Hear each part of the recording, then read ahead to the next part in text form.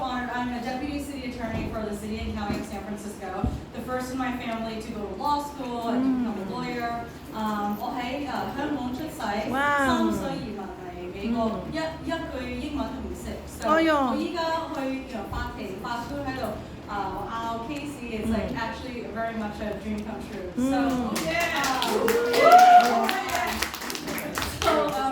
One of the things I wanted to start off by talking about is you all may have heard that recently Lunar New Year was just made a state holiday. So I wanted to talk about kind of one of the things that I've done in the past few years that I'm really proud about that we've been able to deliver for the whole Chinese American community is we had a coalition of 25 organizations, including Save Cantonese, that wrote a letter to Governor Gavin Newsom explaining the cultural significance of Lunar New Year and why we want it to be a holiday.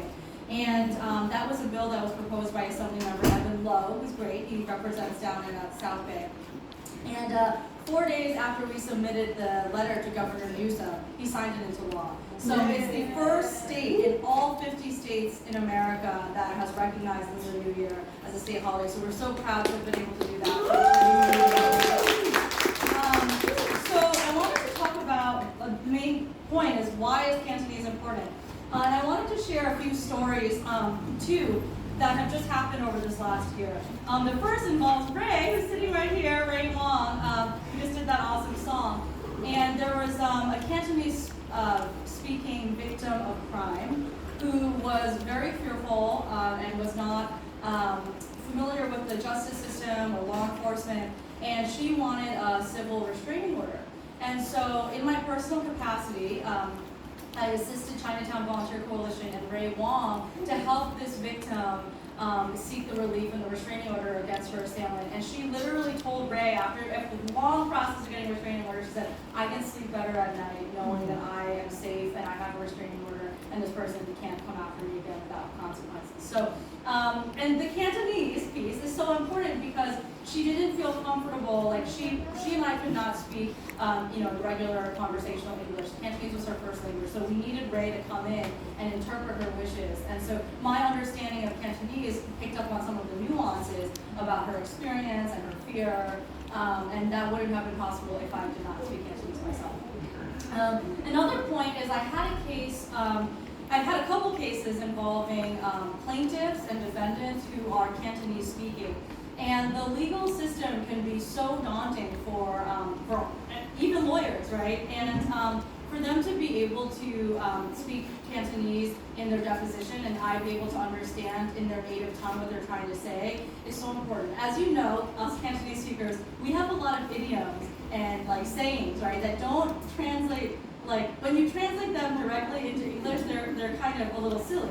But as a native Cantonese speaker, and I hear my mom say these things around the house, it's like, I get it, right? Like, it's like, oh, 通都冇人有啊, stuff like that, right? And so when she says something like that, it translates into, oh, it was so painful. But as a Cantonese speaker, I know she's saying like, no, like it was very, like to a level that you can't be replicated. I mean, the little nuances like that.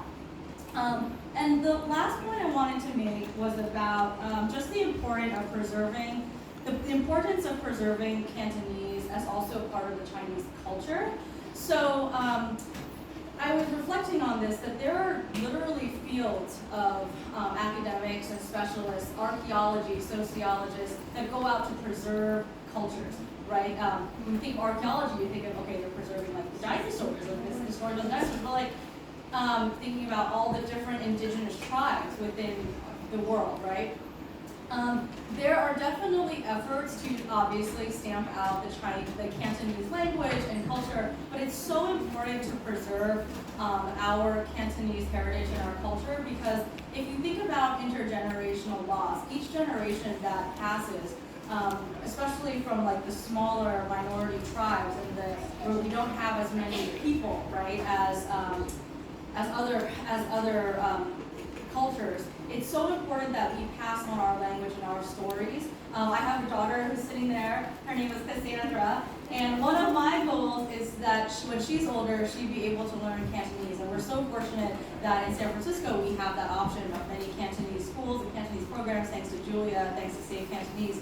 But my goal and dream is that my daughter's daughter's daughter 3 generations from now, 4 generations from now, can still be able to speak and learn Cantonese, because Cantonese should not be an artifact. Cantonese should not be part of history. It's vibrant and it's a core part of San Francisco. So thank you so much for having me.